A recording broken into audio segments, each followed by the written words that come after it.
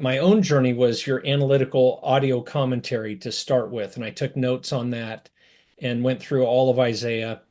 And then I introduced my family to Isaiah using the 7 video vignettes that are on the Isaiah Explained website. And those are like 20-minute segments that it's almost like a slideshow movie, with commentary, kind of, well, actually, it's just right out of the scriptures It's showing from Isaiah. pictures. Yeah. This is lines from Isaiah showing some modern pictures. Yeah.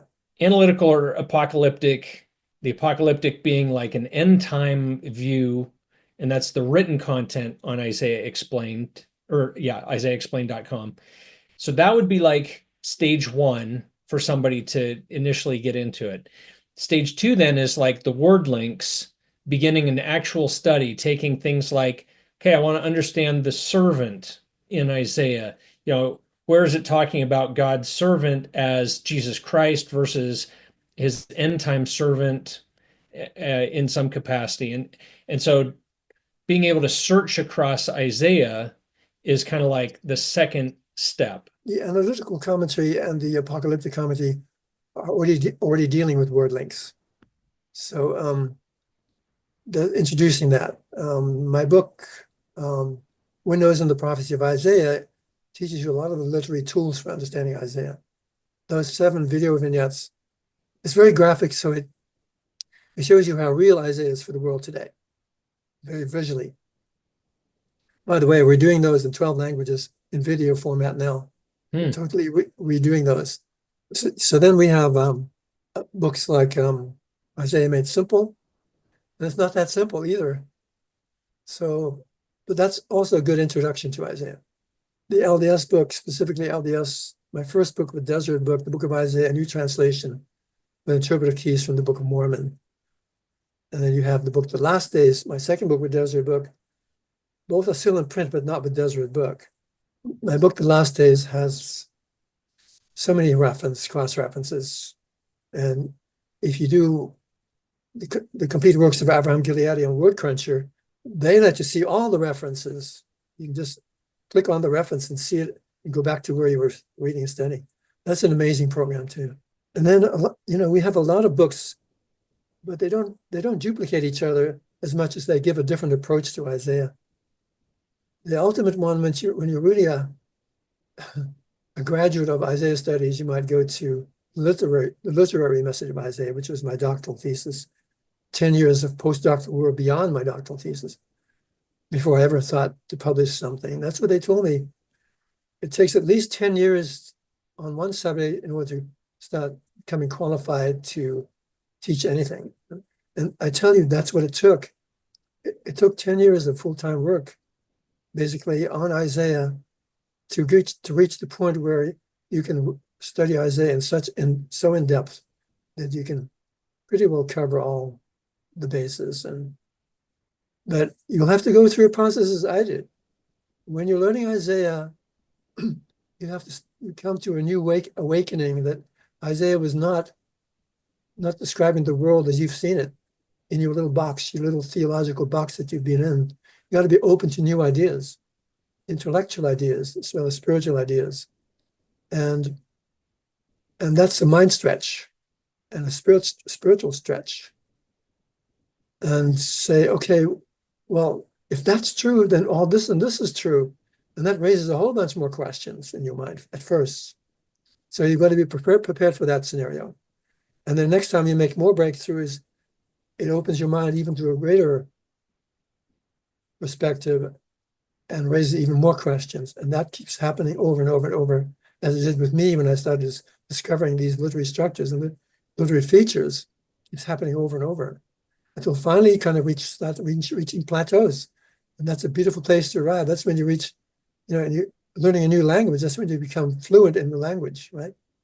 You can become fluent in Isaiah, and we promise as an Isaiah Institute that if you follow this course, you will definitely understand Isaiah. We'll give you your money back. Although we don't charge money hardly anywhere. We don't charge money hardly anywhere, just to pay for the cost of materials. But but even give you back if you bought the books and you still didn't understand, I would even give you the money back on the books because they're meant to be understood. Isaiah Decoded is a great overview of Isaiah based on previous literary research. So it doesn't give a lot of references, that one. It basically goes through a big overview. So does the book, The End from the Beginning, which also I think has a translation of Isaiah, yes, a modern translation. So, but each one has its own different approach. Yeah, you'll see once you get into these books, see that each one is different and shows a different side because Isaiah is has so many facets and so many layers that you start with one of these books, you get one angle of it, and then you'll have to read another book and say, well, now I see it from this angle, now from that angle, and gradually it's beginning to coagulate and what it all is together, you know? And there's the inner core of analyzing, going out. And these are the bigger pictures out here. And now I'm feeling really confident in myself. And now I can recognize world events because that's what Isaiah said over here, and that's what Isaiah prophesied over there, and this is what the Book of Mormon explained, and so forth. And Isaiah is like the centerpiece of all scriptures because suddenly all those other scriptures start becoming intelligible to you that did not before. And you start putting them into the same picture that Isaiah paints and say, oh, now I see that even all these scriptures are talking about similar kinds of things about the end time restoration of God's people in their own way. Even Jeremiah and Ezekiel and other Old Testament prophets, they all fit in somewhere once Isaiah is understood. Yeah. So just for the viewers' benefit, you have allowed us to put your translation of Isaiah in scripture notes. And so that's free for everybody to come out and study there and be able to take their notes and do searches like you're talking about within scripture notes. And we're actually now working on getting your other content formatted to bring in as well. So people will be able to access that from within scripture notes, that platform. Yes, word search is going to be important. That's where your strengths come in, Oak. And I recommend Oak's to viewers. I recommend Oak's entire program as a valuable resource for learning the words of Isaiah as well as other scriptures. Because word search is a great beginning with Isaiah, but don't get hung up on word searches. What I mean is, let other parts of Isaiah too speak to you, start to speak to you. Each part has its own particular value. The literary structures do. It's important to learn those over time. The 30 events where history repeats itself in specific instances, biblical history or scriptural history repeats itself. That's a great aspect of Isaiah. But the word links and keywords and code names, those things are important.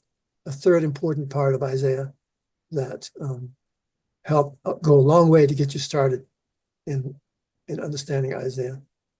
Yeah. Some time ago, I took the 30 end time events and I created in scripture notes what's called a collection note for each one with all the scriptural references to make it easier to study. And I've created an email list where people can sign up and they get one of those every few days to study, so that they have time to go through. And I'll link to that in the description of this video, so anybody that wants to can study those one at a time and just get one of those emails.